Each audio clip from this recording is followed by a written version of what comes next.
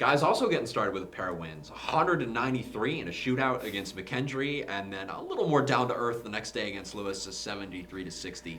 So starting with that McKendree game, obviously you hit the century mark in the season opener. What does that say about the offensive potential and the firepower that this team has? Yeah, I mean, I think it starts with Max Bjorklund's pretty good at throwing a ball into a 10-foot hoop, so that's helpful. It definitely makes everything a little bit easier.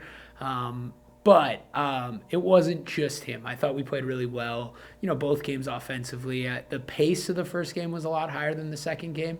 We were better offensively the first night, but actually both nights I thought we were pretty good offensively. It was just kind of different paces sometimes changes the score at the end of the day. And McKendree is definitely a more up and down game. But yeah, I think, a lot of young guys still. Going through it, it's like freshmen. At one point, we had 3 freshmen running around out there. And but the young guys are really talented. So I think offensively, it's a little bit easier as a freshman to contribute offensively than it is defensively. There's a little less to learn, and it's a little more natural to just go score the ball. So I think, the learning curve's definitely a little steeper on the defensive side, and I think that's part of what happened the opening weekend. Well, like you said, Coach, it starts with Max, who popped off 38 points in the season opener. A guy who's what does that do for a team like yours, like that, like you said, is expecting a lot out of a bunch of underclassmen this year, to have that veteran leader, a guy who's been there and done that, who can just go get you a bucket, or if need be, take over a game and drop 38 en route to a high scoring win. Yeah, I think, there's a comfortability knowing you have him on your side, and kind of the goal, I think, of every game is to not have to fall into, max hero ball. But when you have it there, kind of waiting on the side, it's a big luxury to have. And honestly, one thing that was impressive about the 38 that didn't happen in his big games last year is it started, and most of it early on came very organically. It just kind of happened throughout the normal flow of the offense.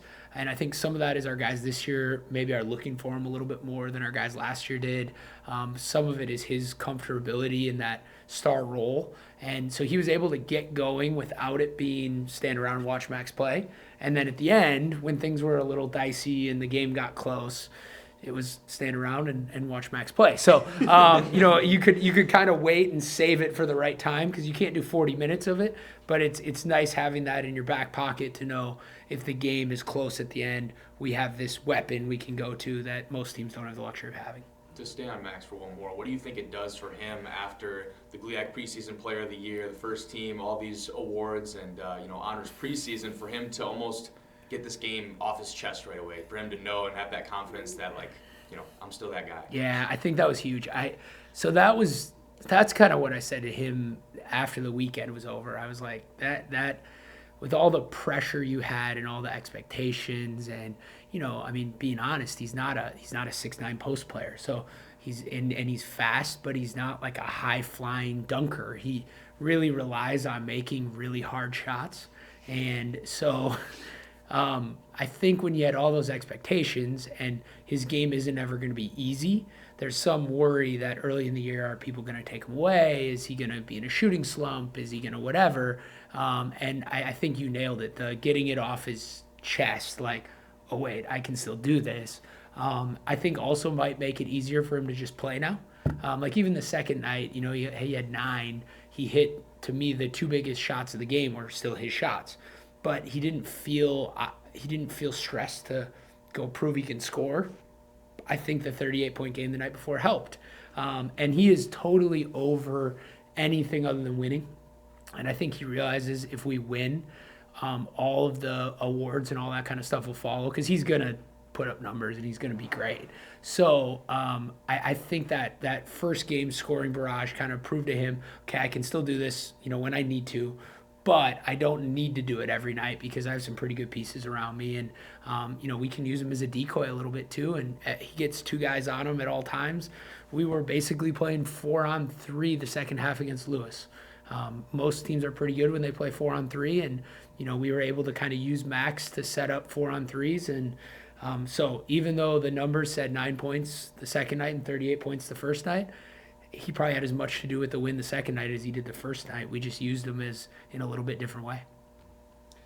A couple of guys who also talking about some of the underclassmen on this team who really had strong, efficient outings.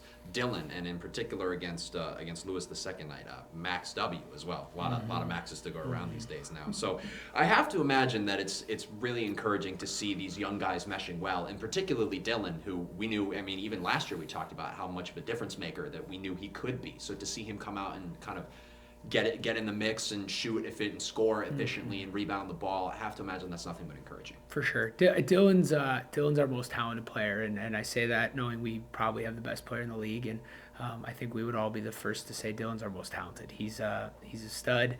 The dunking is ridiculous. He shoots it. He works hard.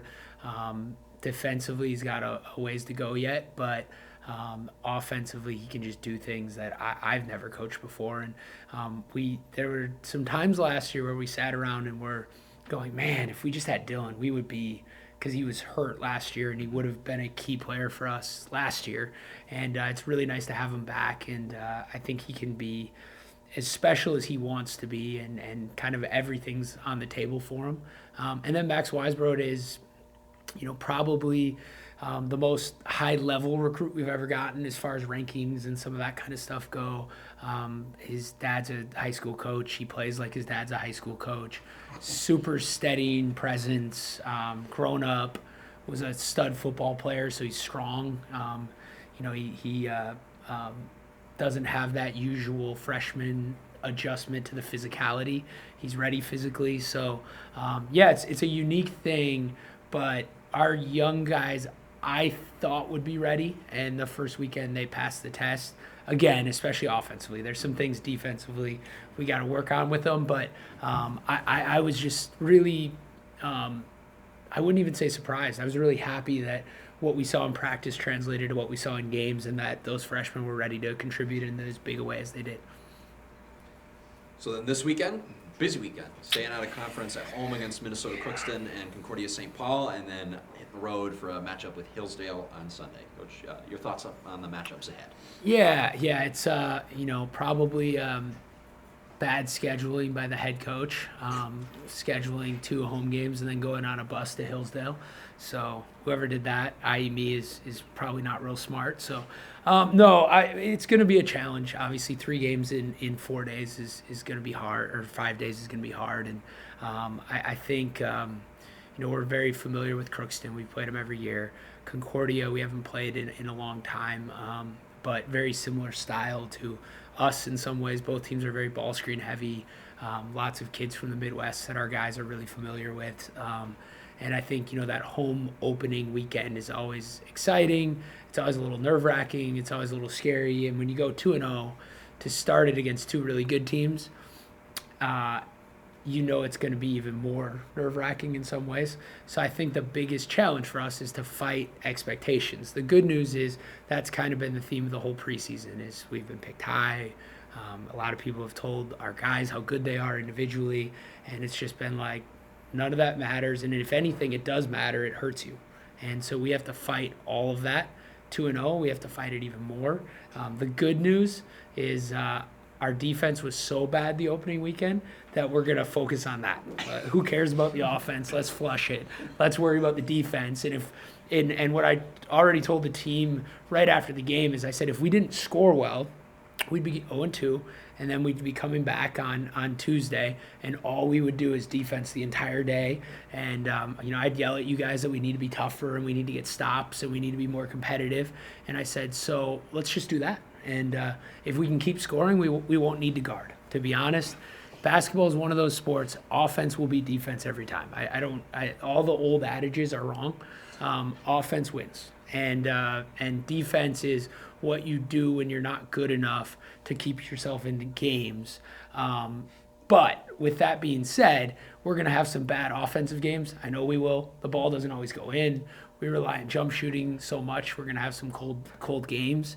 So we need to make sure that our defense is good enough that when we're having those off games, we at least can stay within striking distance to hopefully go on some runs. So I think that's the positive out of it, was that because we know we have a lot to work on the defensive side of the ball. I think we'll have a little more focus heading into it, and that's one advantage of having a really mature group that also is, basketball junkies. They knew we didn't guard very well, and they also knew we made a lot of tough shots. So we were thrilled about the result, but I think there's also some hunger to get better and realize that wasn't the end all be all.